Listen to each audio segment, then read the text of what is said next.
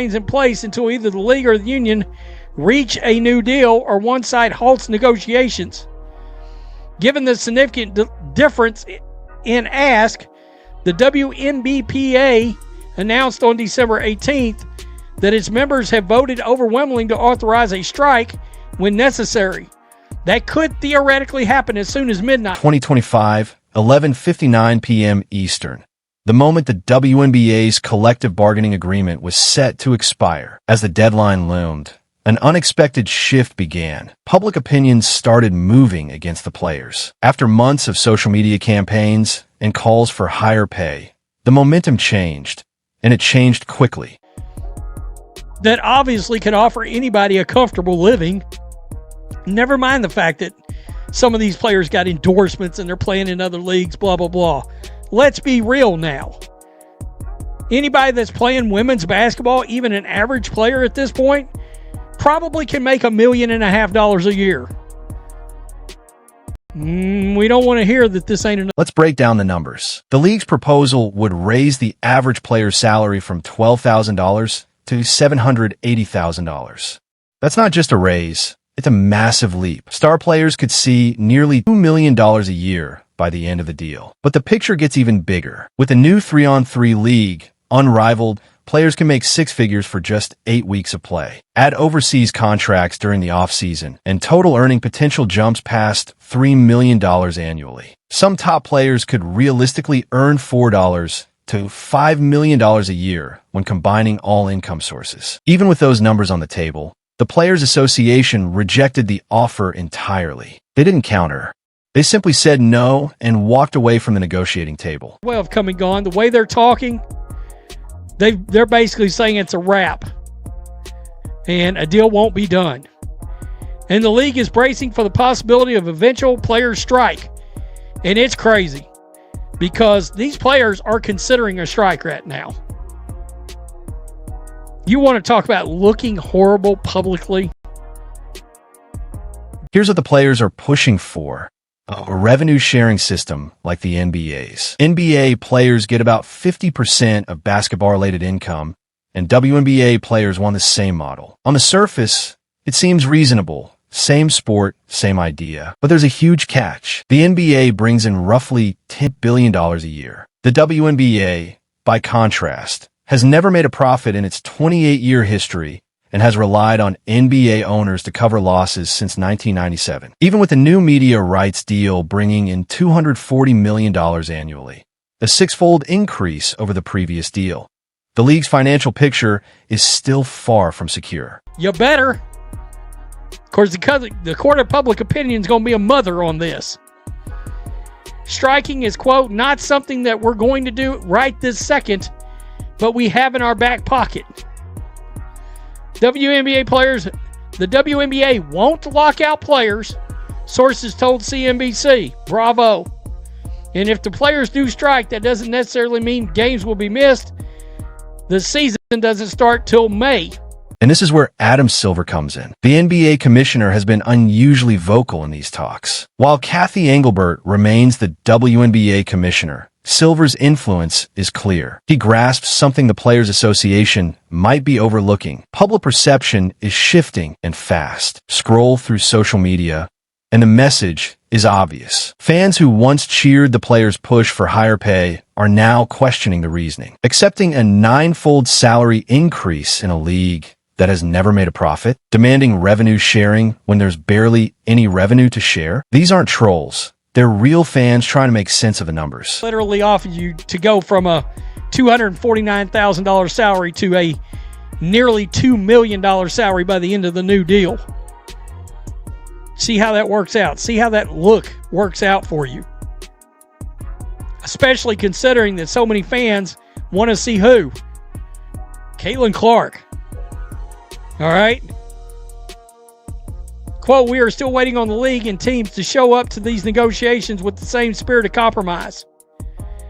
WNBA PA Executive Director. The league made a strategic choice. No lockout. They made it clear through sources to CNBC. The WNBA will not lock out the players. Think about what that does. It shifts all responsibility for any work stoppage onto the Players Association. If games are missed, the season is delayed, or fans can't watch stars like Caitlin Clark, the blame falls entirely on the players, not the owners, not the league. Terry Carmichael Jackson, executive director of the WNBA Players Association, called it a pressure tactic. She told CNBC the league is simply delaying and that a lockout isn't their concern. But here's the point. The league doesn't need a lockout. They've already won the public relations battle by putting forward a huge raise, only to have it rejected without even a counteroffer. Seen. WNBA superstar Caitlin Clark said last month, it's not something that can be messed up, and we're going to have to fight for everything we deserve. But at the same time, we need to play basketball. So, I got to tell you, this is, it doesn't look like this is happening today. That's for sure. And the fact that the league is doing the whole, no, we ain't going to lock out. We'll just chill. By the way, they've been chilling all right. They did. The players were given the green light to strike on December 18th, with reports saying the vote was overwhelmingly in favor. But there's a big difference between being authorized to strike and actually doing it. The season doesn't start until May, which theoretically leaves time to negotiate. But every day without a deal shrinks the off-season. Free agency, training camps, preseason, all of it gets crammed into a shorter window. And then there's the internal tension. Some players earned as little as $100 to $2,000 last season. Under the proposed CBA, they could make $400,000, $500,000, or even $600,000. That's a huge leap.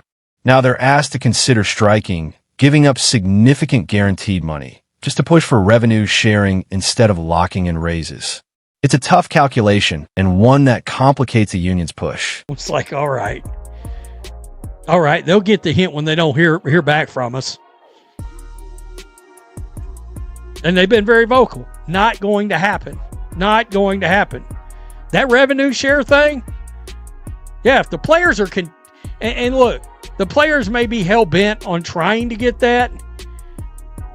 How long do you think a strike's really going to last with all that new money on the table? Caitlin Clark said something telling last month. Asterisk, this is the biggest moment the WNBA has ever seen. We have to fight for everything we deserve. But at the same time, we need to play basketball. Asterisk, that last part is crucial. Clark knows that a player's value and the league's value depends on being on the court. Her games with the Fever drew massive TV audiences last season, and her rookie year brought unprecedented attention and revenue. But all of that disappears if there's no season. Here's what's really going on. This negotiation highlights a deeper truth about the WNBA's place in professional sports. The Players Association is right about one thing. The league is growing fast. TV viewership jumped dramatically in 2024, fueled by Clark and by genuinely exciting basketball. Attendance rose, merchandise sales spiked, and women's basketball became a major cultural conversation. By almost every measure, 2024 was the WNBA's most successful season ever. But popularity doesn't equal profitability. The league's media rights deal brings in $240 million annually. Impressive until you break it down. Split among 12 teams, that's only $20 million per team from media rights. Then come the costs. Arenas, travel, coaches, medical staff, marketing, front office operations, all expensive even with a shorter season than the NBA. The league has never made a profit on its own. The NBA subsidizes the WNBA through a complex system. It directly owns about 42% of the league, and most WNBA franchises are owned by NBA team owners. This isn't charity, exactly. It's a financial structure designed to keep the league running, but it underlines that the WNBA's growth doesn't automatically translate to big profits. It's a long-term investment. The NBA and WNBA owners are betting that over the next 10 to 15 years, the women's league will grow enough to become self-sustaining and profitable. But that's a projection, not the reality today. From the player's perspective, it's easy to see why they're frustrated. They watch NBA players take home 50% of basketball-related income. They see their own league getting unprecedented media attention, sold-out arenas, viral highlights, and serious mainstream coverage. So they ask, why shouldn't we get the same revenue split? It's a fair question, But the answer is where the problem lies. NBA revenue sharing works because there's massive revenue to divide. Split $10 billion in half, and $5 billion goes to players. Even spread across 450 players, everyone makes millions. The math works. The WNBA, on the other hand, generates far less. Let's generously say $500 million total revenue. Half of that is $250 million for roughly 144 players on 12 teams. That averages out to about $1. $7 million per player, which sounds high, until you remember that pool also has to cover benefits, pensions, healthcare, and other compensation. The league's offer already puts players in roughly that range. An average salary of $780,000, with stars close to $2 million. The key difference is that the league keeps control over the financial structure instead of committing to a fixed percentage, which could become unsustainable if revenues don't match projections. Here's the risk the league worries about. Say they agree to a 50% revenue share. Then what if the Caitlin Clark effect was a one-year spike? Or future draft classes fail to produce marketable stars? Or rival leagues or other ventures fragment the audience? Any of these scenarios could cut revenue, leaving the league locked into unsustainable payments. Here's the reality. Under a fixed salary system, the league can manage its finances. Under a 50% revenue sharing model, they're locked into paying a share of whatever revenue comes in. If revenue drops,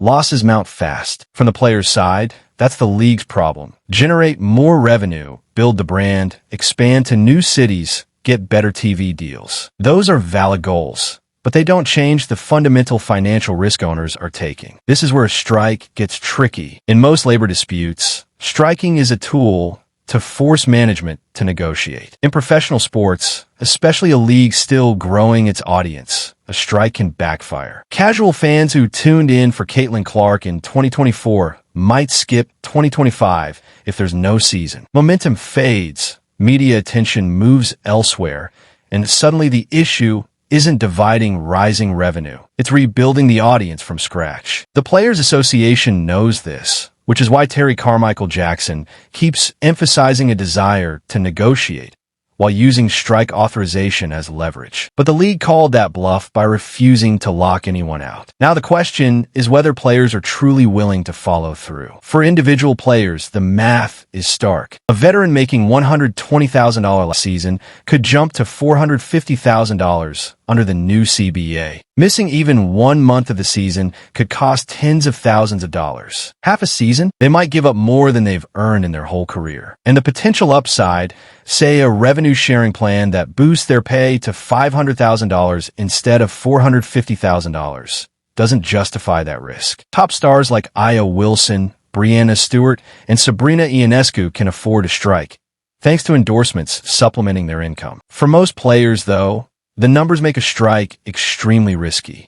And that's where the real tension in the union lies. The stars still need the platform, but for a different reason. Their endorsement deals rely on visibility, being on TV, playing meaningful games. A strike hurts them too, just in a way that's less about direct salary and more about keeping the brand strong. Then there's Caitlin Clark in a league of her own. Her endorsements are worth more than the entire WNBA payroll. Financially, she doesn't need the league, but she needs to play. She's competitive, wants to win, and isn't likely to sit out a season over a labor dispute when she's already set for life. If a strike drags on, could she break ranks? Could she be the first to cross the picket line? That would fracture the Players Association completely. The league is counting on these internal pressures. They're betting that rank-and-file players will push leadership to accept the raise and move on. That stars won't risk their platforms for a principle that doesn't change their financial situation, and that Clark's desire to play will create urgency on the union's side. It's a cold calculation, but likely an accurate one. The deadline passed with no deal, but also no lockout and no immediate strike. The old CBA remains in place, negotiations continue, and the league avoided the worst-case scenario while keeping public support. What does this likely end? Most players will eventually accept something close to the current offer, perhaps with minor adjustments, so they can claim small victories. They get their big raises, the league avoids revenue sharing, and basketball continues. The real negotiations will be saved for the next CBA in 5 to 7 years, when the league's finances are hopefully clearer. If the players dig in and actually strike, things could get messy. The league has already shown it's willing to let the season be delayed rather than agree to revenue sharing. Right now, public opinion is firmly on the league's side. Fans see a ninefold salary increase being rejected and aren't feeling much sympathy for the players. The WNBA is at a crossroads. Growth is real. Opportunity is genuine.